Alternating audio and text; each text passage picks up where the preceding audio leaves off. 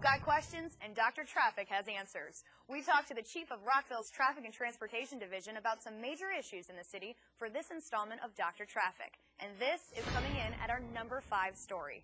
Hi, I'm here with Chief of Traffic and Transportation, Emad Elshafei, for another edition of Dr. Traffic. Thanks for joining me, Emad. Thank you for having me. We'd like to talk to you about a few things on this edition of Dr. Traffic. But first, why don't you explain where we're standing in front of right now? Well, we are standing in front of a signal cabinet, a traffic signal cabinet, and so this is where we have the computers that run the traffic signals. So we have what we call the controller, which has all the information for the signal timing. We put the green time, the yellow time, how we want the signal to work, the pedestrian phase, how long it takes. So all the information, we put it in this box here, and it runs the whole signal. So a few weeks ago, the county experienced kind of a pretty big malfunction with their traffic signals where a lot of the signals were out of time. And can you talk a little bit about that? And could something like that ever happen in Rockville? Well, let me tell you first what happened in the county, that their signal were working, but the problem they had was they were not coordinated.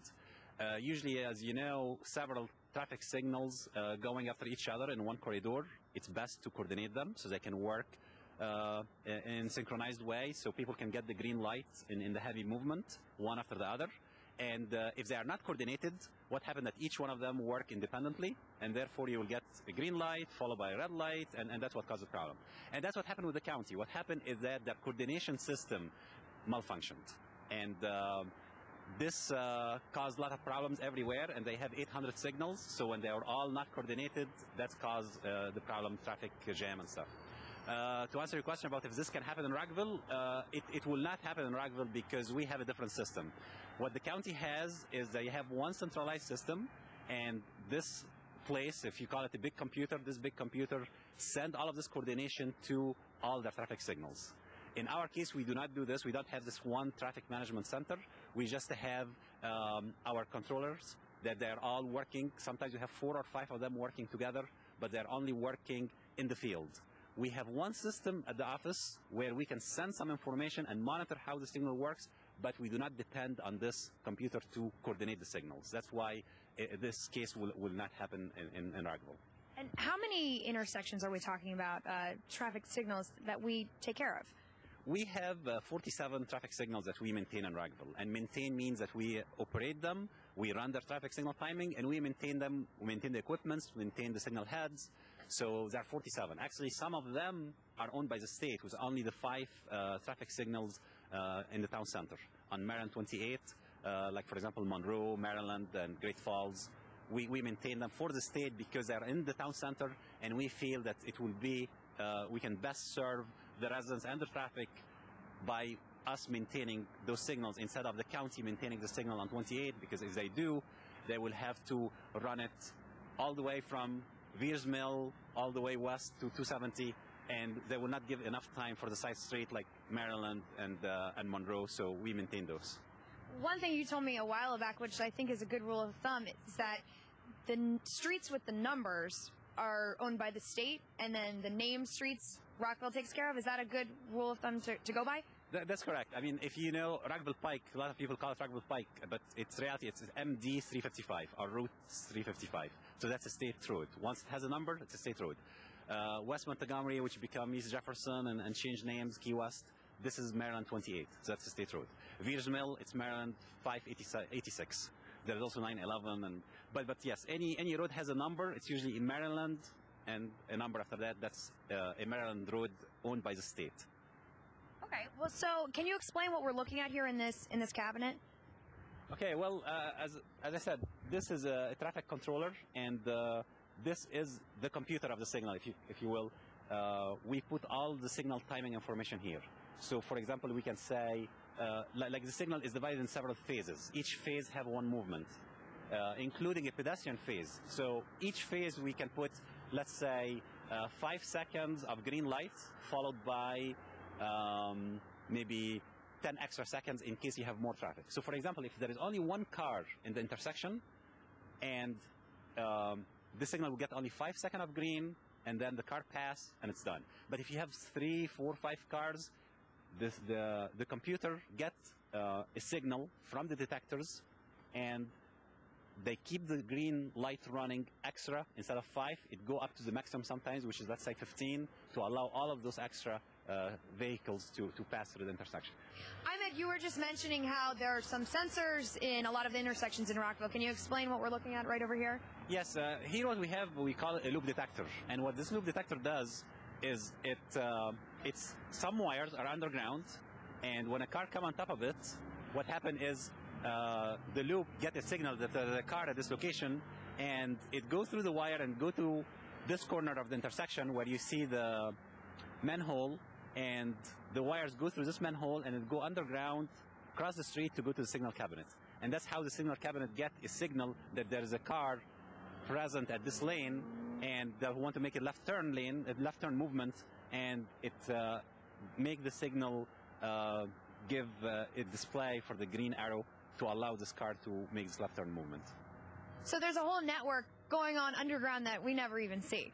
Exactly. Like you have those loops, but then all of those wires, like when you see especially a mass arm, that means that you don't see overhead wires. That means all the wires are going underground.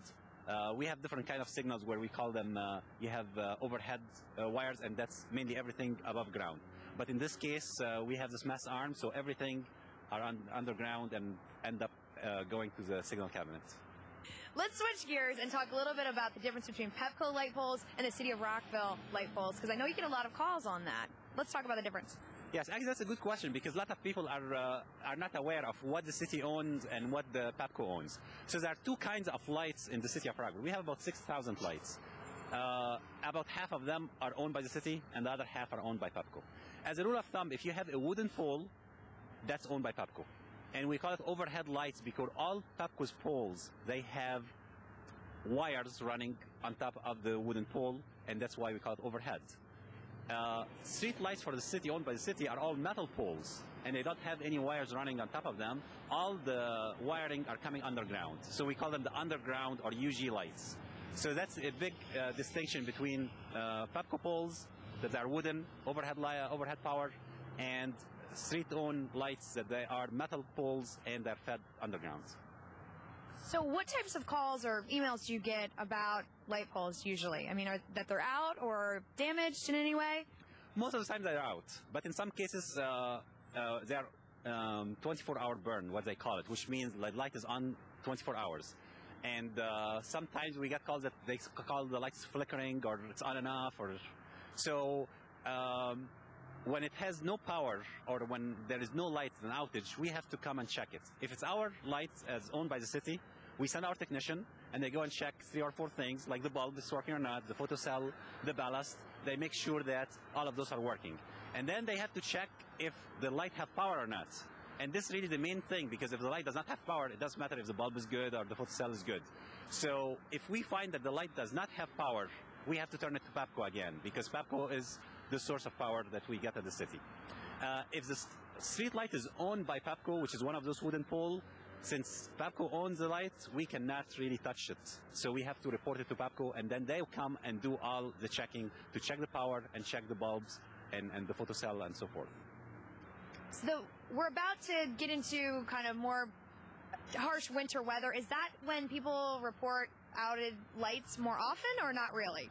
Not really, because especially the underground lights, we call them underground, that they are fed underground, so they are not affected by the weather.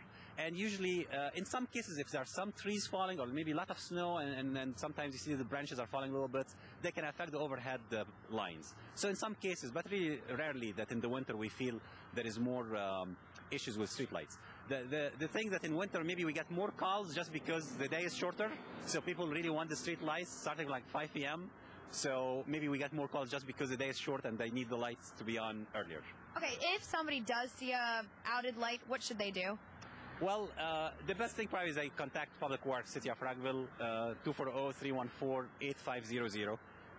We also have some emails they can get through our website, and they can report the street light outage or an inquiry about traffic in general, and we will respond to them. And like I said, if it's Pepco owned, we forward to Pepco. If it's owned by the city, we send our technician and check it. And usually if it's something that the city can do for our street lights, it can be fixed usually in 24 or 48 hours.